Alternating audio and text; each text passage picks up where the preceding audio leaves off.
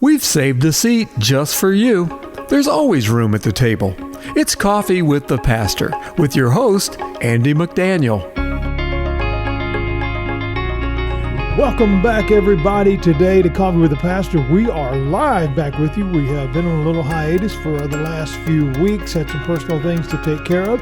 Appreciate you continuing to listen to us through our best of episodes and hoping that all that great material we've recorded now over the last couple of years was still a great benefit to you. But very, very excited to be back with you today live in the studio and looking forward, I should say. We've already looked back. Let's look forward a little bit now to another great series of messages now over the next several Mondays to come as we talk about life.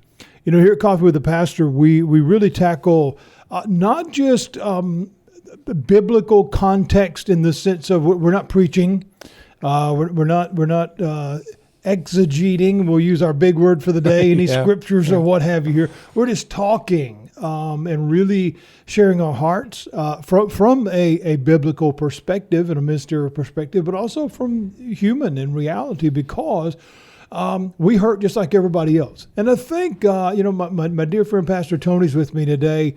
I think we miss that sometimes because fair or unfair, the minute someone hears our title, and we don't necessarily wear that like Superman on our shirt, but once they find out you're a pastor, then you just get put in a different category. Bottom line, whether it's fair or not fair, that somehow you don't have any problems. Right. You know, but as you know, my friend, we hurt just like everybody else, you know, and maybe sometimes more. And the reason I say that is because we don't always get to talk about it. Yeah. Because there's only certain circles you can really share that in, at least to where you feel like you can. You know, I mean, certainly among pastors we don't, because we don't want to be anybody's illustration. So I don't trust any of them. But the only one I really feel like I can have that conversation with is with me today, and I count that as one of my dear friends here. So welcome back to the show, Pastor Tony McVickers. Man, thank you for having me. You know what? One reason that I enjoy doing this with you is because we do have legitimate, authentic conversations that are not recorded. I'm sitting here. This is called Coffee with the Pastor. I'm sitting here with a cup of coffee that and it's says, really good too. Yeah, it is. Yeah, Dan brought this in. Currently caffeinating is what's written on the cup. I love that. Looking through the window at the beautiful seasonal change, and I think there's a lot of changes going on. Yeah. Not just in the season, but in the world that we're experiencing. And thank you for having me, and thank you for a privilege, man. Creating a venue where we can bring some of those good conversations that you and I have had into this type of forum. Yeah. I'm just going to tell you, you're going to want to hear what we talk about today. So I'm excited about this. Yeah, without a doubt. It's one of those things that I believe is necessary. And so as we always do, again, we gather here together each and every Monday. I am your host, Pastor Andy. We always try to mention that. If you're a first-time listener today, we're excited to have you. We do call this show Coffee with the Pastor. And right now we are literally having coffee as we talk to you with a couple of pastors here. I've had the honor and privilege of serving the Lord now for 25 years and currently doing that here in the West Fayetteville, North Carolina area over at West Fayetteville Baptist Church, and I serve there as a lead pastor, and it's an honor and joy to minister with the folks there. But as Pastor Tony said, it's a great privilege and honor to be together. Always enjoy having you with me, because one of the things, and I love all of my guests, but you and I, we are off the air. We are friends, and not just because of ministry. That's certainly how we met, but there was a kindred spirit there. And we're able to have real conversations, and as you know, we can't always do that safely. Okay, no, you just can't. And again, that's not making light of anything. That's just being honest. Right, I mean, it really is. So I want to talk today, Tony, about having a crisis of faith. That's a real thing. It's a real thing. I found this passage from Psalm 13 very interesting, and I want to talk about this for a minute, what it really looks like. David says, "How long, Lord? How long will you forget me? Forever? How long will you hide your face from me? How long will I store up my anxious concerns within me and the agony of my mind every day? How long will my enemy dominate me? Pastor Tony, what voice do we hear in that? Mine and yours. And I think, I think a lot of people's, a lot of people's voice. And that is not an isolated incident in the Word of God. There's several other people.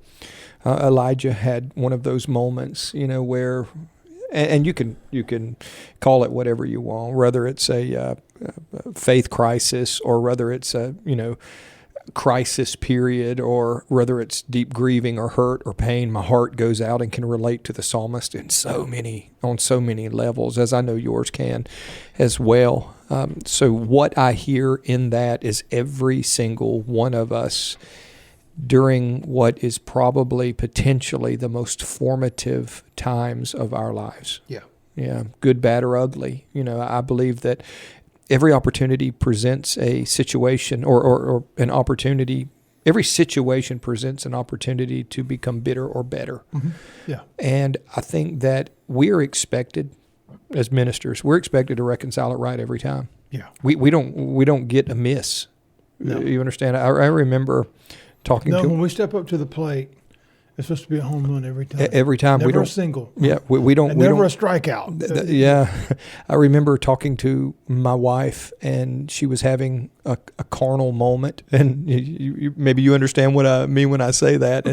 And I, of course, jumped into Pastor Tony mode and began to knock the hard edges off of the very sharp carnal moments.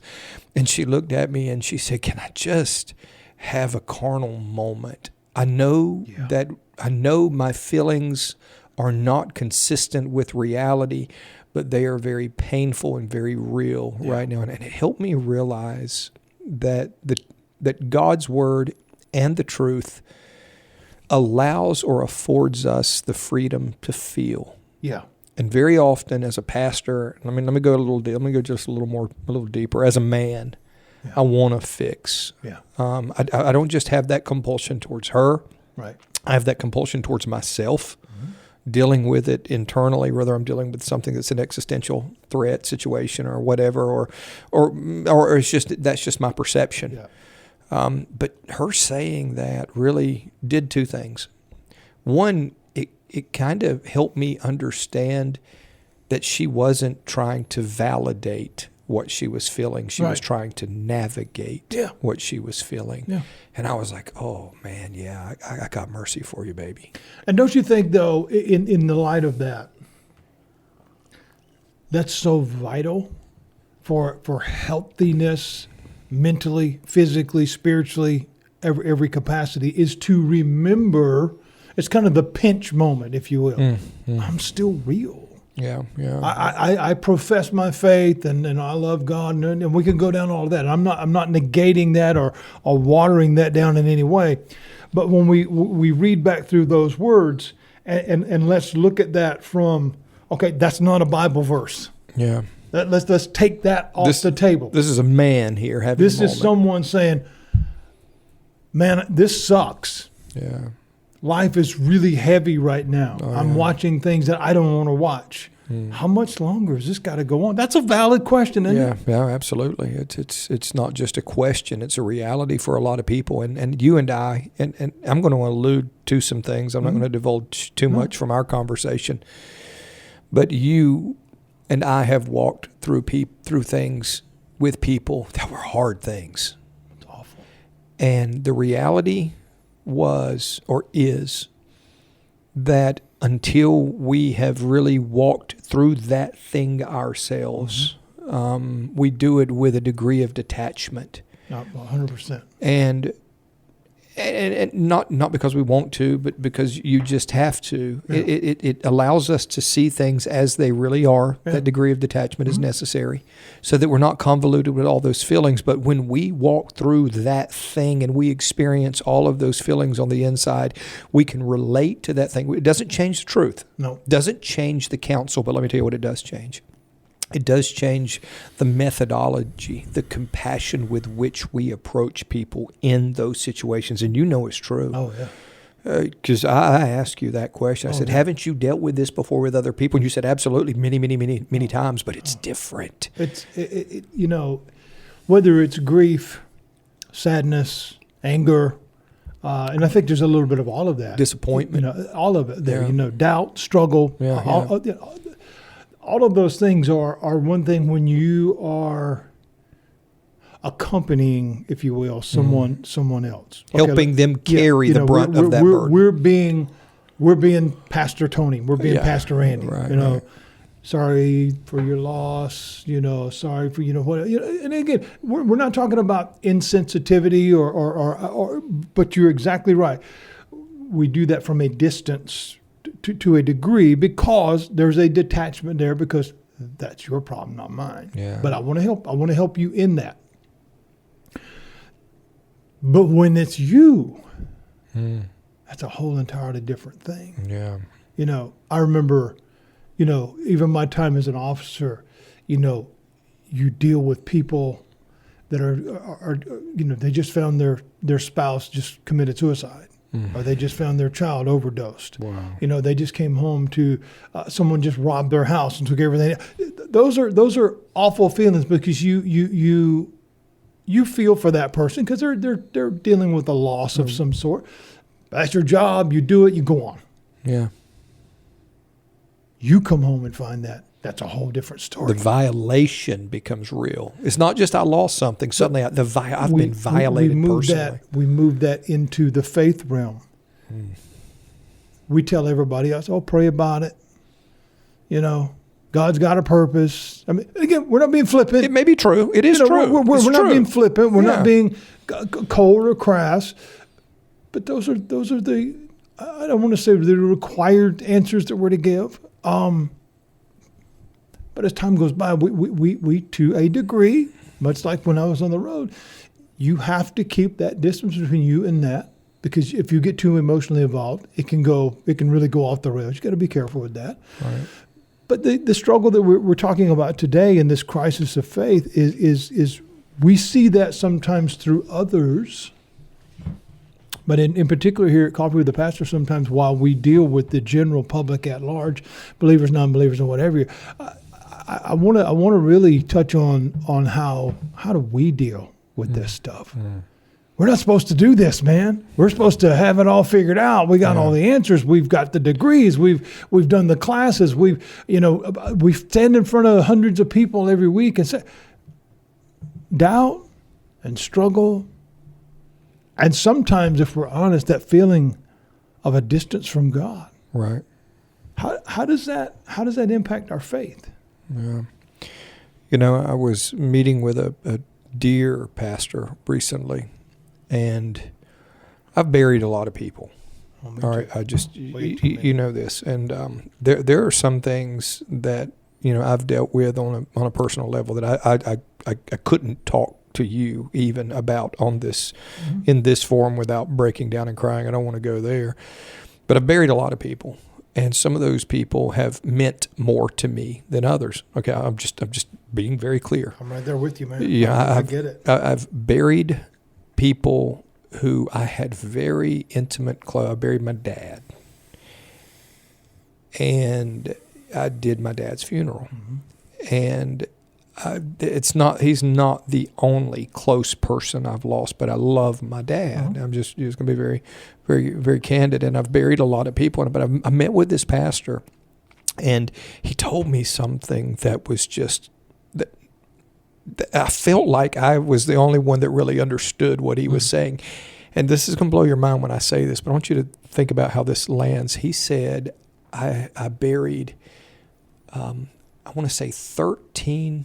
It was either 13 or 14 people in 8 weeks. Yeah. Think about that. Oh, yeah. Now, I don't know, somebody listening here to this would hear that and go, wow, man, that's rough. But I'm looking at this man knowing that every single one of those that he knew had extracted something. Absolutely.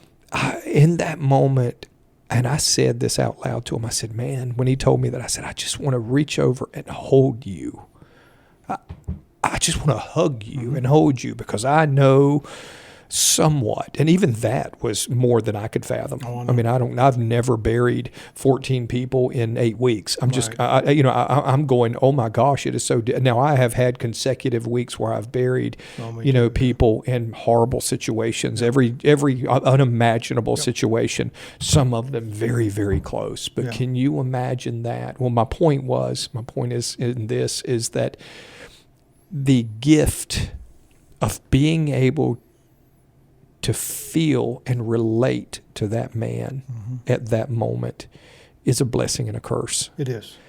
I asked somebody this recently, and it might have been you. I said, where does the shepherd go when he needs shepherding? Yeah. No, you're right.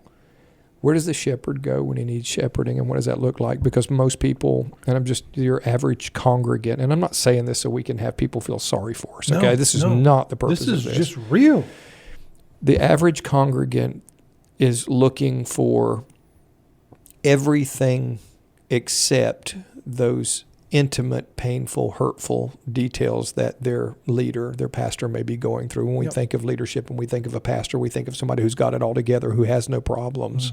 We don't consider the intricacies, like what you have been navigating, for example, is people may or may not know. I generally, people have, and I'm going to be very honest, most people have no clue of the most difficult things that I face in my life. No, me neither. I mean, it's not that I have fear that they will weaponize it. No, I know. Can I be honest? Most of it is because I know enough about their lives to realize that the last thing they need is a burden from mine. And I want to be why we keep it to ourselves. Yeah, and I want to be that person who brings a reprieve, who brings relief and hope and help into somebody's life, not somebody who extracts that emotional capital or even that spiritual capital, whatever it might look like. If I'm honest. Again, I'm not saying this so that people will care. I'm just being honest. I just want to be transparent. And that's what this is all about. Is again, it is not about woe is me, look at me. It's got nothing to do with that. Yeah. I think it's the pulling back the curtain just a little bit, which is I feel like extremely necessary because for me, and I agree. I don't share very often, almost never, what's actually really going on with me ever. Right. Okay.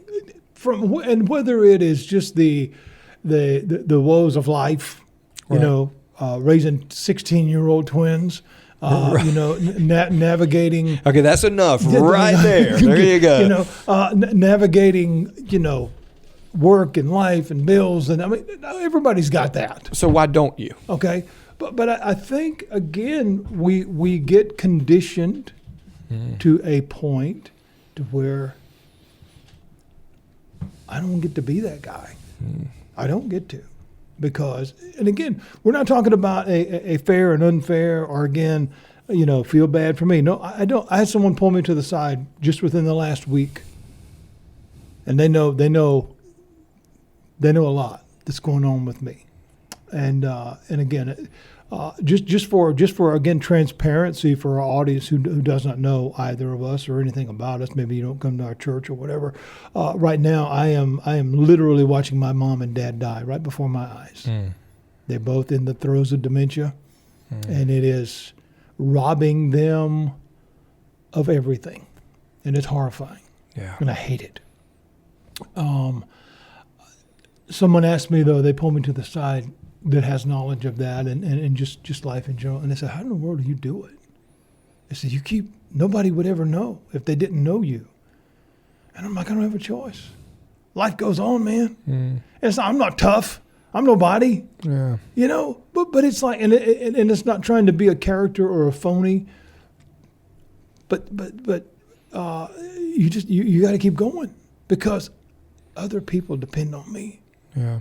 And so I have to do that. But at the same time, what you were just touching on, I think for soul care, right, for self-care, we can't forget that stuff's real. And so we go back to what David is saying.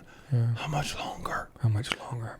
And that impact, and we're coming up on our first break, and I don't want to jump into this when we come back from our break. The impact of that is what I want to talk about when we come back. The tension, if you will, if I can use that word, the tension between belief and doubt. What does that look like? We're going to take our first break, friends, and we'll be right back with the next part of this heavy edition of Coffee with the Pastor.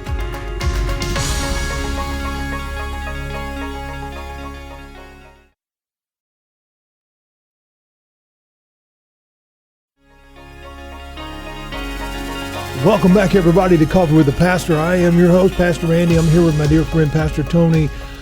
We're talking about a crisis of faith today. The topic is stemming out of reality, not just of the world situations and all the horrors that go on every day, but even sometimes in personal ways. And as we were leaving the last segment, I asked a question, or posed a question, I should say, about the tension between belief and doubt.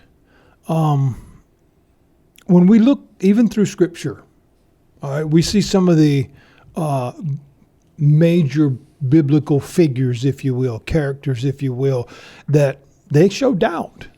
They're questioning part of their faith journey. And again, we're not talking about just minor characters. We're talking about David. We were talking about David in the first segment. We're talking about Peter, Thomas, of course, doubting Thomas and others. They battled with what they thought. They battled with what they felt. They battled with what they understood, because the struggle is real. So Pastor, with that tension between belief and doubt, how do we wade through those waters? Oh, gosh.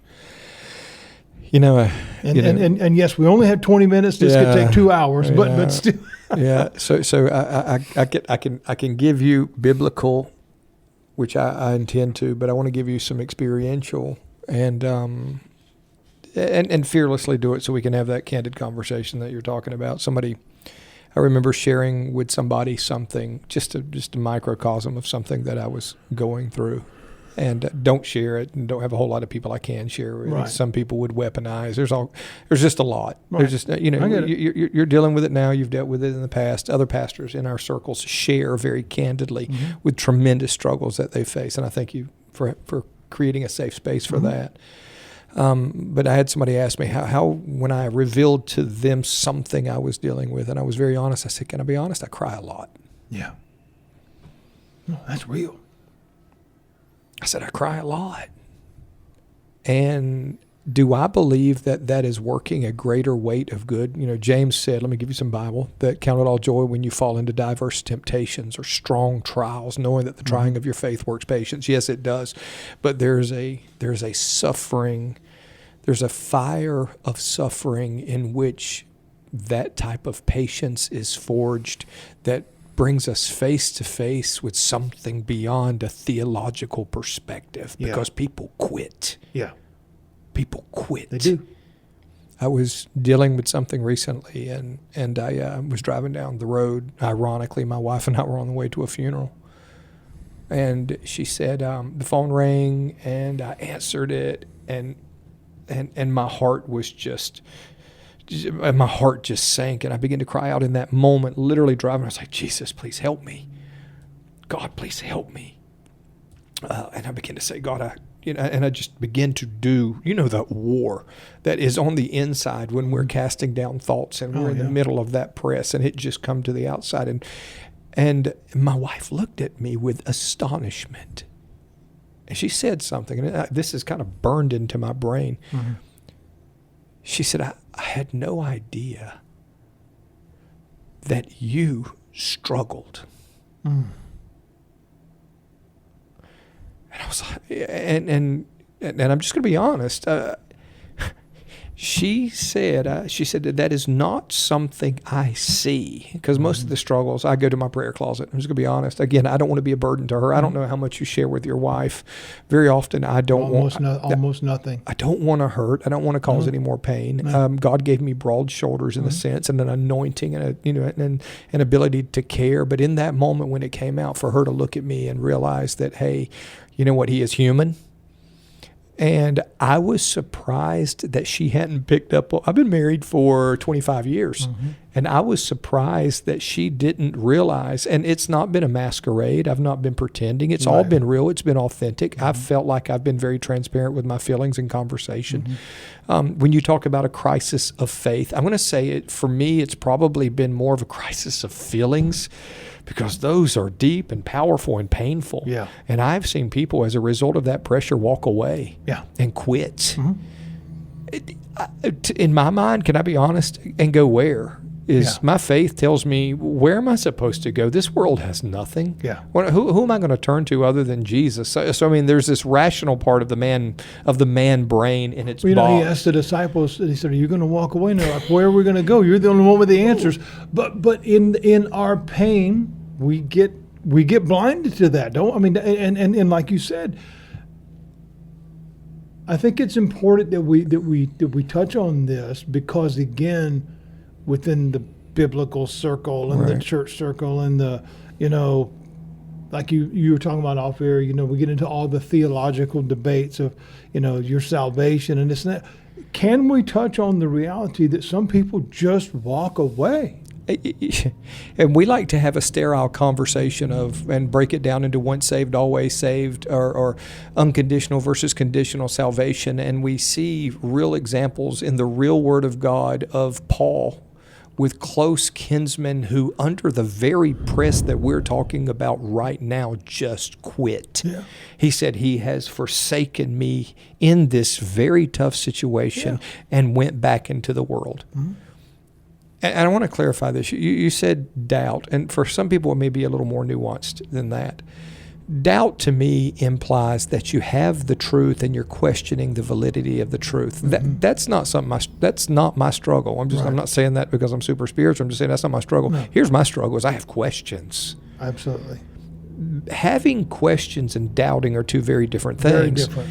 The thing that helps me so much is to realize that if you don't ask the right questions, pain prompts questions. Yes, it does. Pain forces us into that position, or invites us into that position to find answers to questions we might not ask otherwise. Well, I have found myself recently, what you just said. I've even outwardly in my prayer said to the Lord, I don't doubt that you're there. I'm not questioning your presence. I'm not questioning your authority, your power, nothing, but I don't get it. Yeah. That's real, man. That's not doubting and saying, okay, well, I don't believe in God anymore. Because I heard a former pastor deconstructed, the whole thing like that, all whatever. They make daily video content that's out there. And they've gone the route of being bitter. Right. And they've gone the route of now they use foul language and they hate God and this and that, But what I see though, this is a broken person. Yeah. That didn't ask the questions because they accepted the traditional outlay that if you ask, then somehow you're wrong or you weren't saved. Right. We're going to throw all that junk out, man. Yeah. We got to be able to, because again, what you were just talking about, we go back to a Bible verse, Hebrews chapter 10 says, let us consider one another in order to provoke love and good works, not neglecting to gather together. Now, sometimes that's used as, well, you got to go to church. That is not what he's talking about. He's talking about come together. In these difficult times, how important is our circle that we lift each other up? Yeah. Because again, we talked about being very protective of our ministerial side of things and what we go, but the thing is though, man. But that's dangerous, because if you've ever been encouraged by the wrong person, holy cow, I know their heart, and that's why I give them a pass. But you talk about foot and mouth disease. Oh boy. Oh, well, I call it. It's funny you say that. One of the new terms. I'm always creating new terms, and my wife says I create my own words. But one of the things that I have cautioned people lately, especially in my own personal trials, plus being mindful of helping others navigate theirs. One of the things that I caution, and I'll say this and debut it today on the air, don't put a Bible Band-Aid on stuff. Bible Band-Aid, yeah. Okay? Because that don't always help. Yeah. It don't. what you just said is very true. It's well intended. Yeah. You know, but to me, it's absolutely no different. And I want you to run with this one. I know how you feel. Don't say that. You know what I find myself saying more often? I cannot imagine. Exactly. Because I know this, because most people cannot imagine what I'm going through and what I'm feeling. And I don't expect them, and I pray they never do. No. It's when what we're going through, and here's, Andy, is what I believe is the key. It's when we go through something and we allow it to produce, instead of questions, accusations, that we're in a dangerous place. Yes. Because a lot of those people that you're talking about who deconstructed, people say, well, they were never constructed in the first place. No. You don't know what they've been through. Don't theologically sterilize this thing. Yeah. Maybe they have had very real and painful failed expectations that you haven't, and maybe they went beyond questioning, and they bit upon the fruit of accusations. And can I tell you, all of us could be that far away. I quit sending people to heaven and hell a long time ago. Me too. But I remember talking to a young man, just days ago. And it was so hard because I could relate in a way because of the press that he was in when he began to share with me what he was facing. Mm-hmm. You know, have you ever been in, and you don't have to share this if you don't have one, but have you ever been in one of those situations where you felt like that press was so powerful and so strong that you could almost feel yourself stepping in and out of reality? 100%. And some people may not know what I'm talking about, but you really go, okay, I feel like I could just take a step and go insane. I could just step out of reality into this delusional whatever. And suddenly I'm going, what kind of pressure? And as I begin to try to put myself in the position that was this man's reality, I could hardly breathe. Yeah. My chest began to hurt at what he's facing. Yeah. Let me tell you, some superficial, sterile something. We really need a real God. This is what I believe that psalmist is saying. And one reason I believe that he was speaking the way he was speaking is because he understood that he was talking and communicating with a real person who really understood and really cared. And sometimes, listen, that creates more of a dilemma. Yes, it does. Not less. No, 100%. I have walked with God through some bad stuff, knowing that God was present. I went outside recently, and I was praying about something. And can I tell you, God was silent. Mm-hmm. And I come back in, and my wife said, so how was that? I said, I got to tell you something. I can only say that the time I just spent was spent knowing God was near. Yeah. He never said a word. Can I be honest? I don't think there's a whole lot he could have said, that would have brought necessarily any more comfort, but just that faith crisis that you're talking about wasn't a faith of whether he was aware or whether he knew or whether he cared. The faith crisis was, can I stay here in this press long enough for this storm to pass? Yeah. And him just letting me know I'm here. It was enough for me at the moment. And I think that's the thing, is acknowledging my weakness, not his. I don't get it. He already knows it. I don't understand. Exactly. But I think, do you disappoint you? Yeah. Do I disappoint me? Do you disappoint you? Man, how many times a day? Good. I mean, people say, and I've heard people say, well, I'm disappointed in you. I'm going, you have no idea. Oh. If you are ever disappointed in me, it's 10 to 1 in my disappointment of me. I don't want to be broken. I want to be whole. Exactly. I want to bring value. I'm sorry. But no. Okay, so yes, this is exactly where I had hoped we could go today, because you said something there in what you were saying, that you stopped sending people to heaven and hell a long time ago. I love that. That's not our job. Right. It's never been our job. But it is our temptation. However, but there are many who think that they need to fulfill that role, and the problem with that is the same with what we're talking about. it helps push you to that edge. Right. It is like, and if you've never been there, then you don't know what I'm talking about. But I used to live by the Grand Canyon, and you could walk the north rim of the Grand Canyon, and there is no protection there. There is no guardrail there. No guardrail. 1 inch wrong step, and you're in 2 miles deep, and you're not coming back. That's real. Not only logistically, physically, geographically, that's real emotionally. Right. You can step into that realm. For one to look at another that's going through a crisis or a dilemma, maybe having some doubts, maybe struggling with their faith. Oh, well, they, like you said, oh, they weren't saved to start with. You don't get to say that. Right. You don't know where that person is. God knows their heart. And just like Paul and different ones talked about, they walked away.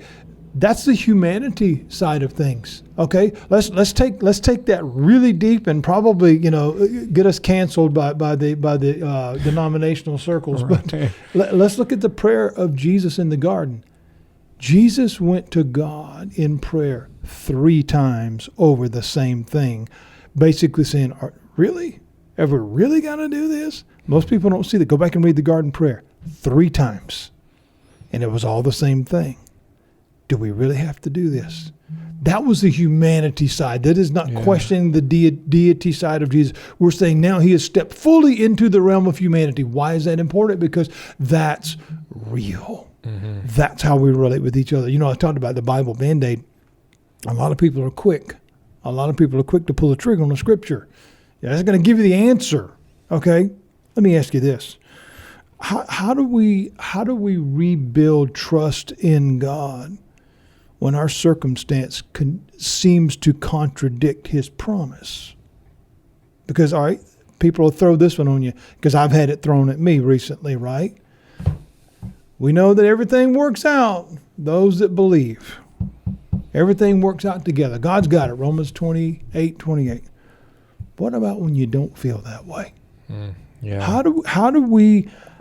When that doubt or that question, and I agree with you, there's 2 different things there, but when that moment, let's just use that, when that is there and it's overwhelming and it's real because nothing makes sense, how do we address that and not simply condemn somebody that's hurting because we do not understand their circumstance? Yeah, because the truth is that God does cause all things to work together for good for those who love him and are called according to his purpose. And that may be circumstantial, or as you and I know, that may be internal. That may be building character. It can happen in a lot of ways. I've had people come to very wrong conclusions concerning that. But let's not go down that road. Let's go down the road that you invited us to go down. When we talk about, and I want to be careful how I say this, when we talk about, let me go to the illustration you used. Jesus, we knew what happened in the garden. And then later on, one of the apostles wrote, "You have not resisted to the point of blood like he did." And what he's saying is you have given in under much more meager circumstances and situations. We're putting our reliance on his not giving in at that point, his righteousness prevailing so that we can be partakers of his sacrifice. Because our frailty is evident and obvious to God, even when it's not evident and obvious to us. But it means, and again, I want to be careful how I say this, it means that perseverance is something that is real. Very much so. I think that sometimes we as Christians and theologians and whatever else that you might want to fancy yourself, we have a tendency to think that we're operating in some virtual world, somehow that we're avatars kind of somewhat removed from the reality of what's going on. Or at least we're told we're supposed to be. But perseverance seems to be a very real factor. It seems to be a very real choice that we are called to make and sustain through his sustaining power. But it's not always something that we choose. Paul goes to great lengths over and over to to warn. Jesus said this, if you abide in me.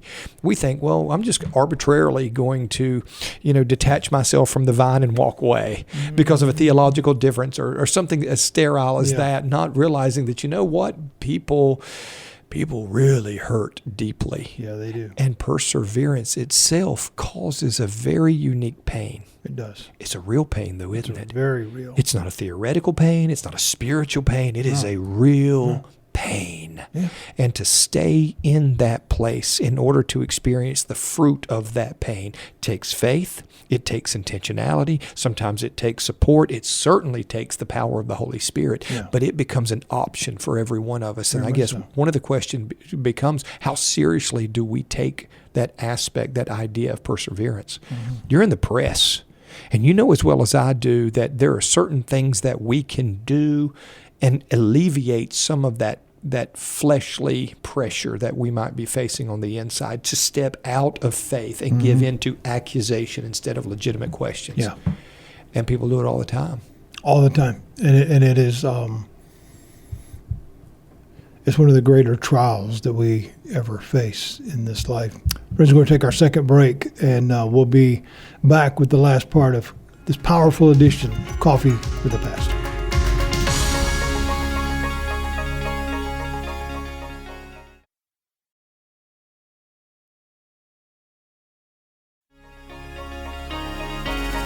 Welcome back, everybody, to the final part of this edition of Coffee with the Pastor. Friends, today's been a little heavy.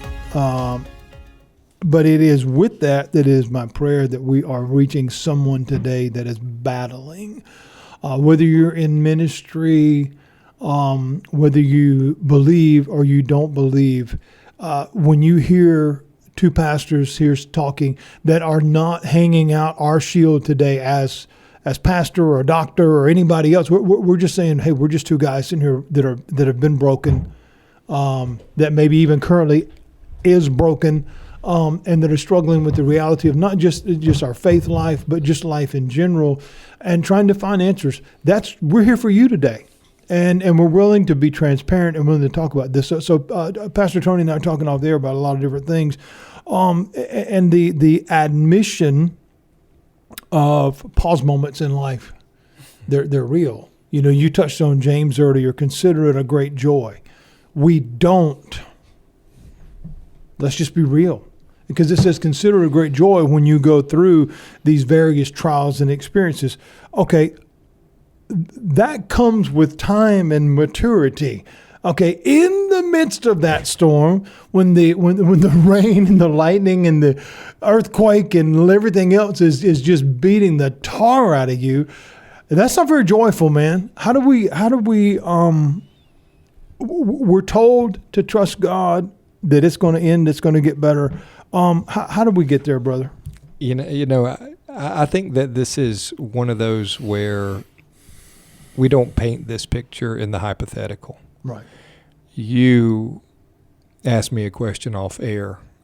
I would love for you to say what you said and create the dilemma and the very real non-hypothetical of, I've just lost my mom to, late stage dementia and some other things. You had shared earlier that you were traversing, some of that stuff and some of the real questions that you have and some of those real challenges that I think people could really relate to if you're willing. Absolutely. Yeah. Just prompt my memory. What did I say? Well, you were saying what good, I know in my mind all things work together for good for those who love God, but let's talk about this. I think we again, in a moment of transparency, in a moment of reality, the difficulty of those moments is not the acceptance that it's real. Right. Okay, because as I shared with you, I'm nobody. You're nobody. All right, we're not some world central figure that anything revolves around. And as we are taught and understood, and I do believe that God is the respecter of no persons, I'm not exempt. I don't get a get out of jail free card. Right. I don't get you're never going to have a problem or you're never going to see any suffering. I don't get that. Okay, but at the same time, when you're watching these events unfold right before your very eyes, the difficulty of it is not the emotional part, because that's real. That's life. We're going to have wins and losses. That's real. Okay. It's the why. What is the lesson here? What are we learning here? Is it the value of, okay, now I can go help somebody else? Okay, I can get that. However, the reality is, I've done that for 25 years. I did it for 13 years before that. What is the value of this? Because, and I'm just being real with you, if it's to strengthen me for later, I don't want it if it's at their expense. And that's real. Right. Because, man, that's my mom and dad. Yeah. I don't want to see that. Right. I don't want them to go through that. What is the value of that? And I think we have to ask that question. And that's not blaspheming God. That's not questioning God. That's just being real, man. How do we help the person that's out there beside me and you? What do we even say? Yeah, this is because how you reconcile stuff matters. And I'm going to tell you that I don't believe, not only do I not believe we as ministers are excluded, I think that we are probably introduced to not only our pain, but vicarious pain. And that pain is formative because it brings forth compassion and disdain. And this is the part that I want to give that might be revelational to somebody. Is there's a reason that there's death and hurt and dementia and pain and all of that stuff. It wasn't God's plan. Right. There was a real break.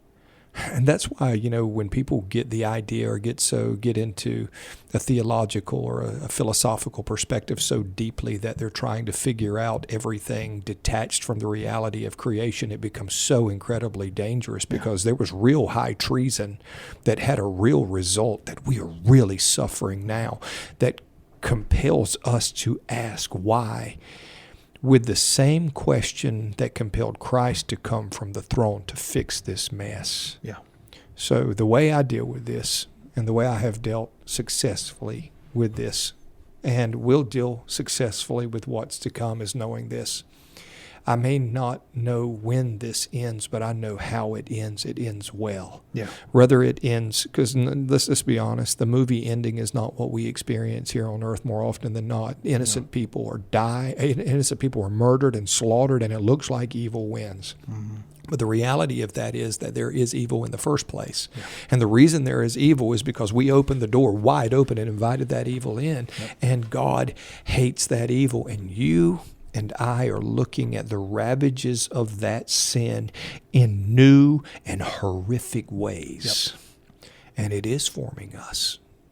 Not just now, but it means that I take very seriously every soul that hangs in the balance, because if the horrors that we see here on this earth in any way embody the horrors that we're going to see for those who don't have Christ on the other side of this, I heard C.S. Lewis say it this way. He said, every single soul that you encounter, every person that you encounter is on a particular trajectory to either manifest a broken, twisted wickedness that is unimaginable, or they're on a trajectory to glorify God in such a way that if they were to appear before you now in that glorified state, you would have to fight the urge to get down and worship them. Yeah. This is a reality. Yeah. This is something that transcends the horrible, broken world that we're in. It's transcended for me through the promise to know that God is not sitting back obtuse. Right. He's not sitting back. He wept over Lazarus, and I have no reason to believe that those were crocodile tears. No. I believe that it was real faith, trusting that I don't know how this ends, or I don't know when this ends, but I know how this ends, and it's going to end to the glory of the Father. Mm-hmm. I think that we make a mistake when we relegate anything from within a particular season. Yeah. How many times have I made the mistake of trying to find reason, conclusion, and purpose in the middle of the season when it was only revealed later? Yeah. Andy, what if we will one day know as we are known. See, that's a promise that we have. Right now, we know in part. We know in part. But for me, it's not make-believe dependence that I'm having on God. Yeah. Faith isn't something that is obtuse and ethereal. It's something that I need every single day to face the stuff that I'm facing. Real faith and a real trust. It is the literal lifeline that keeps me from drowning. That's why it's so important to God. That's why without faith it is impossible to please God, because it is that faith and that faith alone that gives you the perseverance, that gives you the trajectory and the tenacity to see God's full intention, even if it's not here. Yeah. So is it antithetical for me to hate the ravages of this world that are a present reality for us and love God more because of it? Yeah. No, I think if it doesn't produce that, it will not only cause you to walk away, it will cause you to become a very, very bitter person. Bitterness. Oh. And the only thing that's born out of bitterness is more bitterness, to ultimately to where you become so isolated within that you no longer even produce 1 ounce of fruit. Yeah. None. Zero. You become incapable of doing that, which therefore then puts you in a position where you are no longer a help to anybody. And people fall into that when we don't have these conversations. Oh, no. It happens all the time. And that is why I feel like whether it's today in this broadcast or maybe in 3 more to come, not to be one-dimensional conversationally to say, okay, this is all we can talk about, because it's not about me as much as it is. I think one of the, and I hesitate to use the word mistake, but one of the things that we don't tend to be taught to do, in fact, I think we're probably taught to be away from these kind of conversations, because in ministry we can only talk about this, that, and the other. But I think one of the mistakes, and I will use that word this time, that we make it within the church world is isolating such type stuff for private conversations and this and that, or even putting it under the banner and the billboard of, oh, that's just a sin issue. Let's look at that a little bit differently. Okay, Job, the people automatically assume, oh, you must be wrong. Well, no.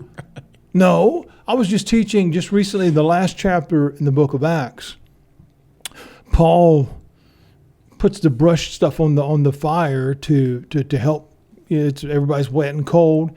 They're being welcomed in with kindness from these natives of Malta. He puts this stuff on the fire. Well, there's a snake in that stuff, and it lashes onto his hand. Their immediate assumption is he's a bad guy. Mm-hmm. So he's getting what he deserves. That's still a problem now that we see from an observational standpoint. You have no idea what that person's going through. Right. No idea. Don't do that. All right, we know what the breakdown of assume is. We don't need to necessarily break that down here on the show. But the bottom line is what we've talked about today is harsh reality. None of us are exempt. Whether you're a believer, non-believer, you're going through a pastor, or a well digger. It doesn't matter. Yeah. Life happens. How we navigate that is so important. It is. Okay, and I think for in particular, as we start to kind of wrap up, people of faith need to understand the fragility of that faith.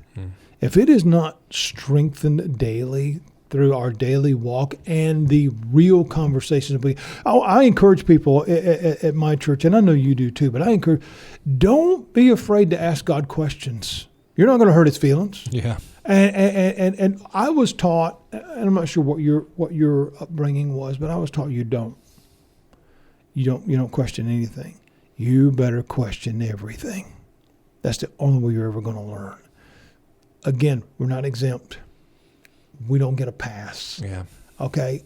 I think having these type of conversations, I want to ask you at some point in time, let's come back and do it some more, because I know we're running out of time.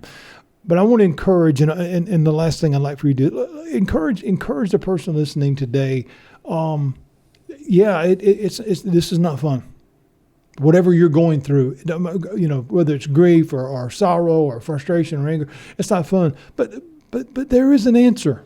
Just don't quit looking for it. What do you share in parting, my friend? I think sometimes the reality is that a lot of the things that come into our life is the mercy of God, not the judgment. Very often I withhold judgment because it's not evident on the front end. Right. I tell people sometimes this may be the mercy of God or maybe the judgment of God. And I liken that to a parable that Jesus shared. He said, the person who hears the truth, aligns their life with that truth, is like a person who has their life on the rock. The person who doesn't, basically, he said, the storms of life are going to hit everybody, which is exactly what we're talking about. None of us are exempt. Whether you're on the rock or you're off the rock. The problem is, if you are off the rock, then that storm reveals the detrimental state in which you are existing. And it could be the mercy or God's clarion call to get on the rock, to adjust your perspective. Yep. If you are on the rock, it will validate your and refine your perspective of what's going on. Mm-hmm. The Bible talks about in the last days that the sons of God, the people who know God, will shine like lights in the firmament. Mm-hmm. There is a refining that's going on. Yeah. It's tough to see, in the middle of that it's tough to look up and see that when your head is being pushed down. Yeah. And I thank you for being candid and being willing to have the conversation. We all hurt. Is it always evident why? No. Is everything? Here's the thing that I would encourage people not to miss. When the Bible talks about God working in us a greater weight of glory, we always assume it's for the here and now. Yeah. Andy, you are destined to judge angels, to walk in eternity as a son of the Almighty God. Now you're going to have a repertoire of reference like angels will never experience. Yeah. You don't have virtual pain. You have true pain that is formative. Mm-hmm. It creates compassion. It does. It creates mercy, empathy, and sympathy, right? Yep. It creates a love, a patience, a kindness, and gentleness. He who, and I say this all the time, and I believe this is why we get to walk through what we get to walk through. I believe that he who suffers much ultimately loves much if he reconciles it correctly. I believe that. Yeah. So you think about that. No, I know just within my own life, and I know we're down in our final seconds here, the maturity and the change in me from who I was 30 years ago to now, where when I was on the road locking people up, you got what you asked for. You did something stupid, whatever the case. Now I look at that in an entirely different perspective. That's the consequences of your actions. But my heart is broken over what got you there. It screams mercy. That young man that just, or at least has been charged with the recent assassination. Nothing can justify what happened. What broke that young man to get him to that place of depravity? Yeah. That's where my heart goes. That's the change in me. Yeah. It's while the consequences are come from your actions, God does not remove that. But the mature, older, wiser me now says, not you got what you asked for, but how did you get there? Yeah. When we're talking about what we're talking about, and I know we got to go, this is the starting point of how we get there, is admitting this is real. Amen. Friends, we thank you so much for listening to us today. Thank my dear friend, Pastor Tony. Rockfish Church, I want you to check them out right here in the Fayetteville area. It's a rockfish.com. There we go. Check them out. You won't be disappointed. To all of our fellow pastors out there, just a word of encouragement. Reach people where they are before you try to get them to somewhere else. That is going to be the key to everything right there, friends. Thanks again for tuning in. Lord willing, we'll be back next week with another great conversation about things that matter. Until then, blessings to all. I'm your host, Pastor Andy. This is Coffee with the Pastor, where Jesus will remain good all the way to the last drop. You've been listening to Coffee with the Pastor with your host, Andy McDaniel. Connect and learn more when you visit the podcast page at Christian1057.com. And join us each week for Coffee with the Pastor on Christian 105.7.